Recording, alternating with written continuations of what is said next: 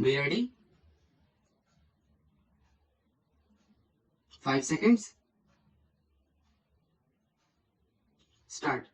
The Foreign Exchange Regulations Act 1947 is a temporary act due to expire on the 31st December 2007. It was being extended every 5 years in the expectation of better times instead of being placed on a permanent footing straightway. India is still short of foreign exchange, and I see no reason why this act should not be extended without specifying a time limit. This object is sought to be achieved by deleting the duration clause from Section 1 of the Principal Act.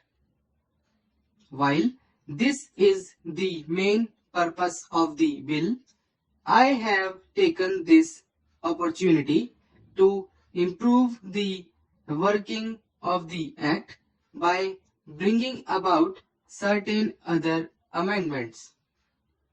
One such amendment relates to the enforcement of foreign exchange offences. As in the Sea Customs Act, my idea in the present bill is to create an adjudicating machinery to deal with some of the major offences arising out of the Foreign Exchange Regulations Act. The machinery of adjudication is detailed in clauses 16 and 17 of the bill, which provide for a director of enforcement for initial adjudication and an appellate board to hear cases of appeals against the orders. The main reason for creating such a machinery is that we have not been particularly successful with the prosecution of offenders in the courts of law for various reasons.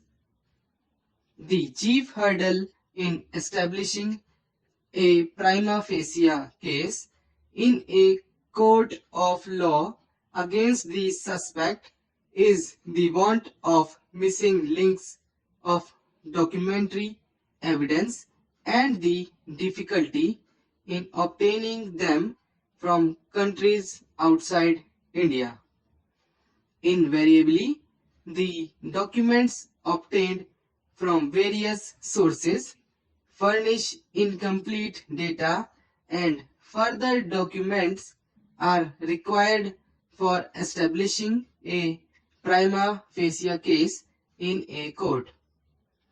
Normally, transactions contrary to the regulations are undertaken by persons in India with the direct or indirect collaboration of persons, firms, or corporations resident outside India.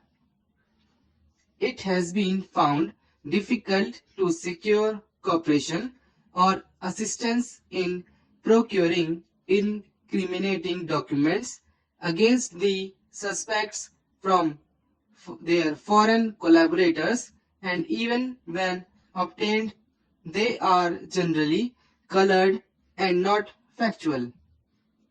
Banks in foreign countries are under no obligation to furnish government or the Reserve Bank of India with statements of accounts maintained by the suspects.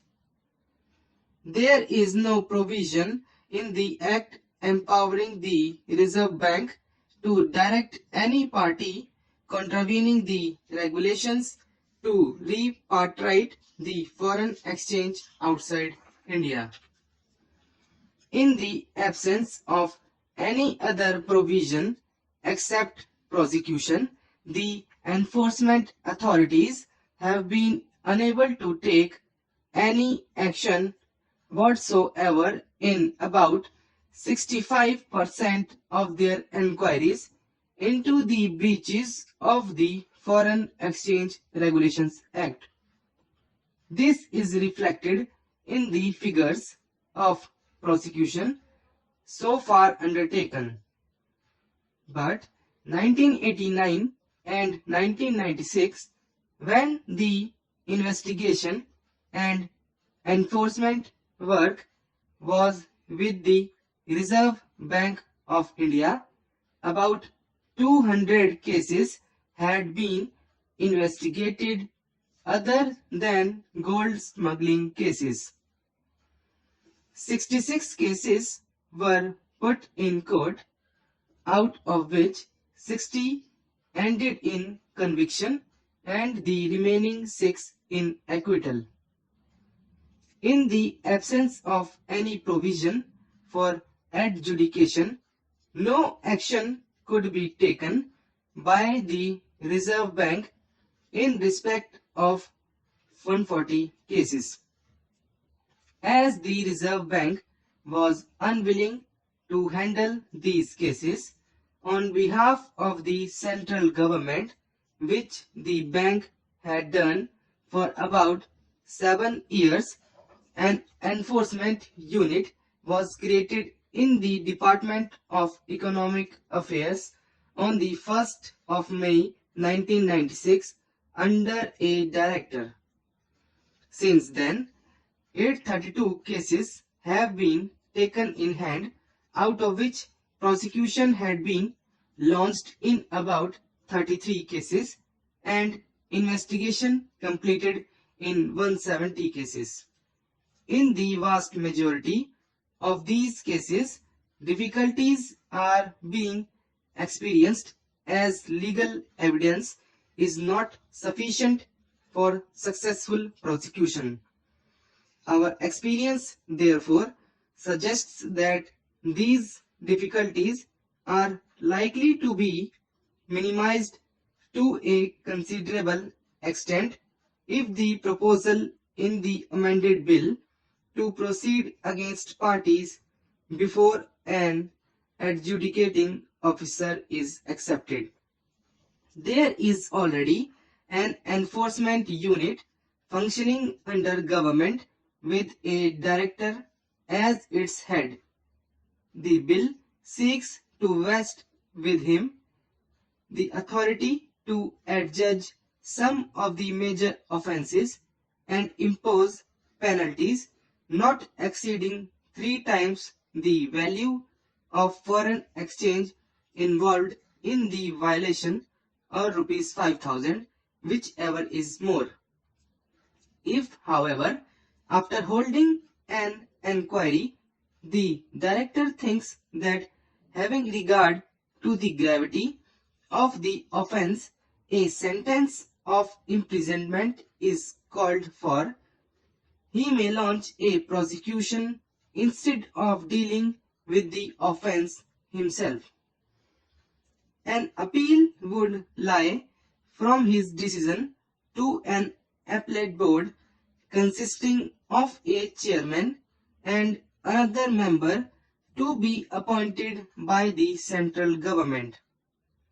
This board will have both appellate and revisional powers.